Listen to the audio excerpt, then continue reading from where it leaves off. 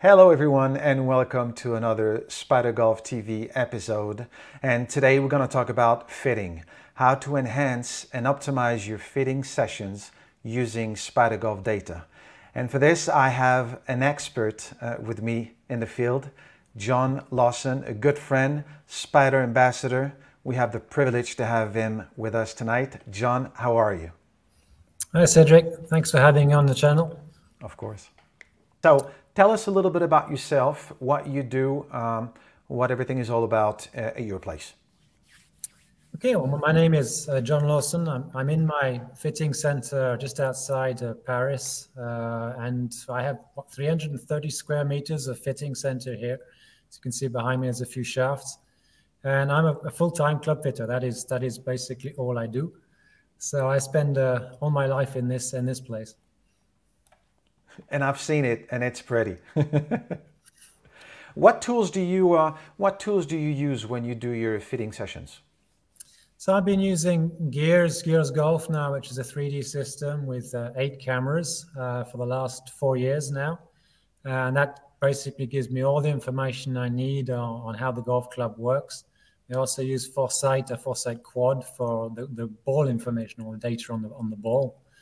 And pretty much all the major brands, but I'm completely brand agnostic, so there's no obligation to use any brand in particular. And all my shafts are on universal adapted, so I put that pretty much anywhere. Yeah, wonderful, wonderful. You have, and I think you have all levels of player when you fit them, right? Oh yeah, absolutely. Pretty much from tour player to pretty much beginner. Perfect, perfect. And we talked about this, and this is how we got together really with Spider and the fitting environment. And we mentioned, you and I, the fact of the need of getting data, of having data before you meet the person, because you only have that person for a certain amount of time, and that time is going to be reserved for a specific session. But having those information, having those stats, having those data and those performance metrics, that's going to help you enhance your session. Can you talk a little bit more about that?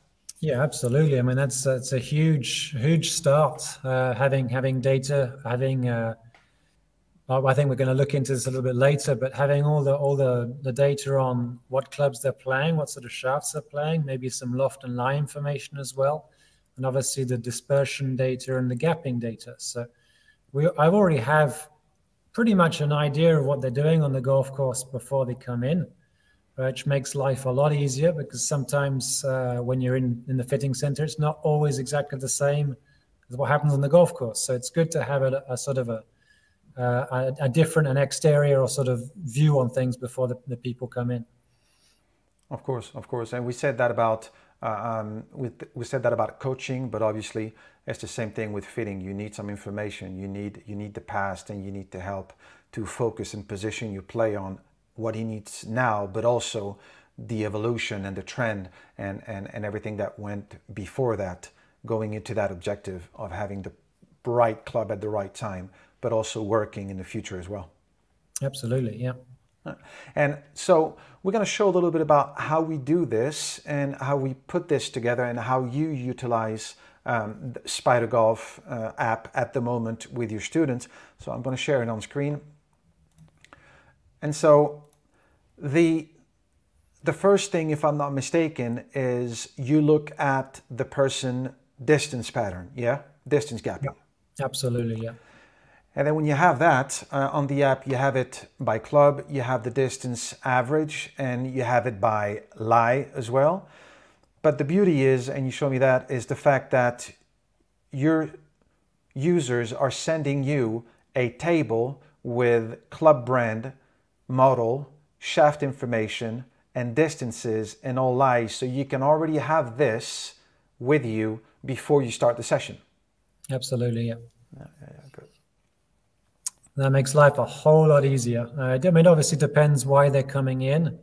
But if I've got an iron session, for example, you can pretty much straight away see if something is not going correctly, i.e. there's some very big gapping trouble, or if maybe they should be hitting it further than they do. then obviously we're going to be looking at the dispersion charts to see what's going on there as well. So it's a big jump forward as opposed to having to hit loads of balls to get an idea beforehand. It's definitely makes things go faster. Yeah, for sure. And to give a little insight of how you function and what you look at.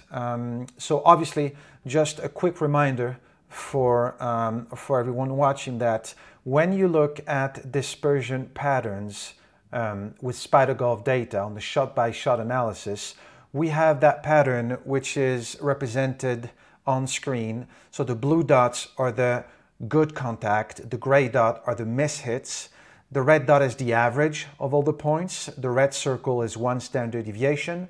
We have lateral dispersion, vertical dispersion, we have the number of balls inside the grid radius, and we have the impact quality and the process quality as well.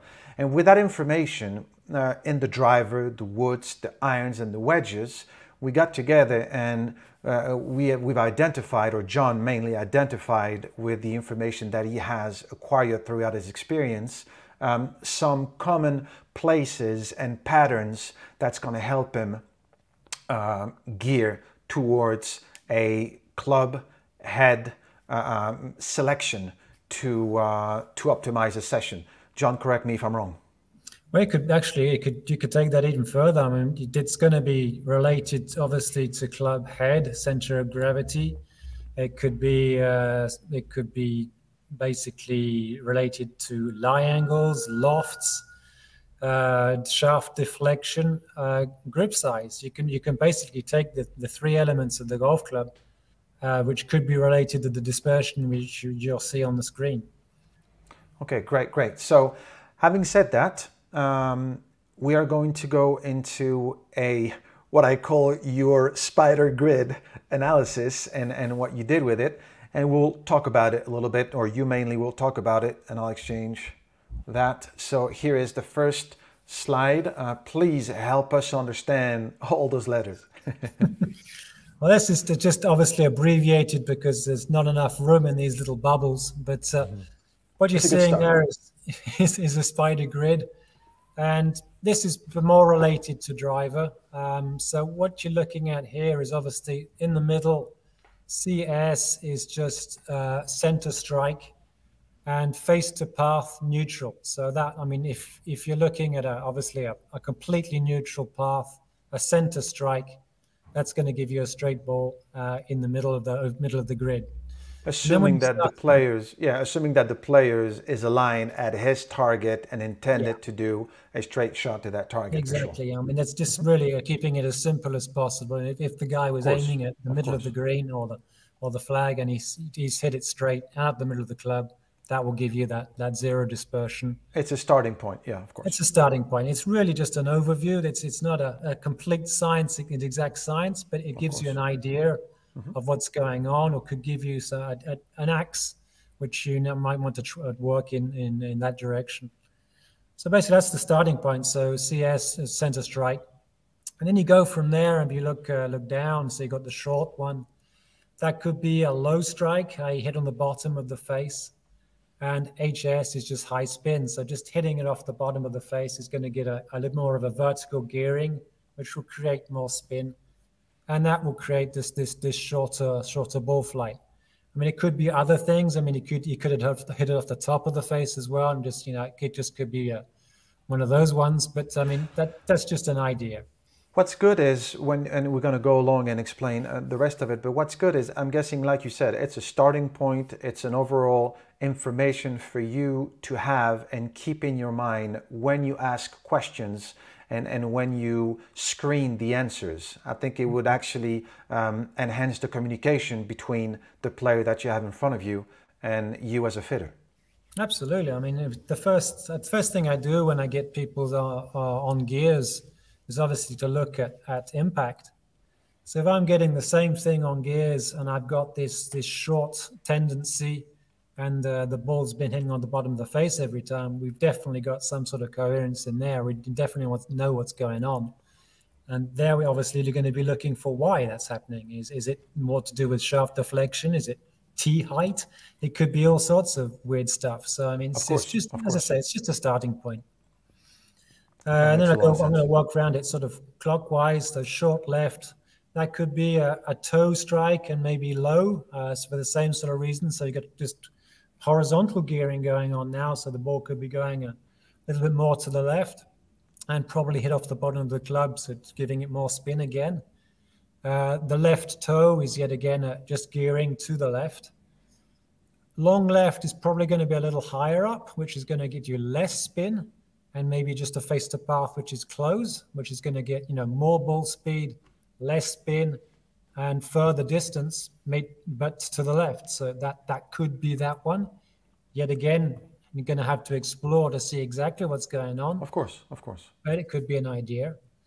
And long would be, yet again, probably hit slightly higher on the face, which is going to give that lower spin again. And you're just going to move around in that way. Exactly. But to the other side, it could be the opposite thing, the face to path slightly open, maybe hit off the heel. They're all pretty logical stuff, just basically going off just contact and face to path on that graph. And if we go, if we switch to another graph, and if we see, for example, the top left graph, and we mentioned about that spread of mishits short that could be hit on the bottom of the face with a high spin, again, it's a starting point to identify and analyze what you're seeing, and that's going to not only speed up your analysis, but allow you to ask the right question at the right time to have your answer. Yeah, I mean, this guy, the top left is not really got a face-to-path problem. You're definitely looking at contact there. Exactly. Perfect. So let's go back to the grid, the page that we had. So this is contact, face-to-path, and we have another one, which is shaft. Maybe you want to go over a little bit about this slide? Yeah, well, this is basically going to have an effect on what you saw on the first one. So yet again, the middle one is just going to be a center strike and a neutral face to path. Mm-hmm. The short one could be too much shaft deflection, i.e. positive deflection at impact, the club head coming too much in front of the shaft at impact, which is basically going to reduce the radius of the shaft and tend to increase loft and tend to hit the ball a little bit lower on the face. So that's going to give you that short one again. Short left could be a droop, maybe just the shaft drooping down and giving you that toe strike, which is going to give you the gearing from right to left. And moving around the field is basically going to be more or less deflection, more or less droop, or it could also be related to torque, to twisting. So the less torque you're going to have, the tendency would be moving more to the left, and the more to the right. So it's all, yet again, this is just a starting point. It's just an idea. Of course. But if you've got somebody striking it pretty well, and you've got this sort of lateral dispersion, or you've got somebody who's definitely complaining about contact, and you've got differences in length, in profundo, that could be shaft trouble yet again. And again, if we go back to that screen, then if we look at the top right dispersion, where he only has nothing but good impact, but the ball is spread, the control is not there. Obviously, there might be something to work with, and you're gonna tell us about this. Maybe a shaft flexibility, or even a head choice, not precise enough. I don't know. You're the guy. You could be all of that.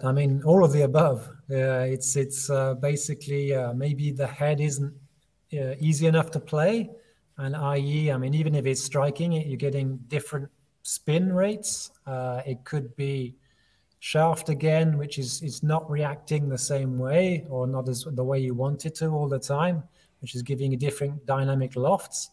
But basically, if you got that sort of difference in length, the club's not coming into impact the same way all the time. So, exactly. Or for some reason or another, they're not swinging at the same speed. Right. So, it could be multiple. Something is not matching for him to have that pattern. Yeah. Absolutely. On the bottom right, could be a lie problem. I'm assuming that could be a you're looking at irons. If that person's hitting a ball as far as he's concerned or she's concerned, out of the middle of the club all the time, and they're all on the right. So that, I mean, if you're looking at irons, that could definitely be a lie problem, the lie being too flat. It could be a torque problem, i.e. too much torque in the shot and you're just not being able to close that club face. Or it could just be on an iron. It could be just a toe strike, which is just opening that face. Or it could be grip size. It could be a grip which is too big, which they're not able to close the face on. Oh, for sure, for sure, for sure. And it's obviously, we're not going to go in depth. It's really a teaser of how we can correlate both solutions and make something that's going to enhance both products and facilitate the job. So it's a starting point. Obviously, it will be developed, it will be enhanced, it will be so we can actually do even better. But again, we can get some information, we can gear some information. We mentioned the woods, the irons, but you can also use it for wedges and gapping, making sure that yes, everything is right. I know you have fitted one of my students on a bunker issue where the bounce was not proper to his swing mechanics and the analysis of the sand and the way that he was playing it. And I know it was affecting dramatically, not only his impact, but obviously his distance pattern, and just a change of bounce made his life much easier. Yeah. So there's so many things that can be done in relation to the dispersion from the person's target, intended target, plus the impact quality helps you identify a couple of things on top of what you do in your sessions. For sure, yeah. That sums up on how to use Spyder Golf and the performance metrics to connect with a fitting session to be able to enhance and optimize both products. So John, thank you very much for taking the time and being with us. Thank you, Cedric. Thanks for having me on. It's always a pleasure. Oh, by the way, we will do a Instagram live very soon. So we'll answer all your questions and we will communicate that very soon. So stay tuned.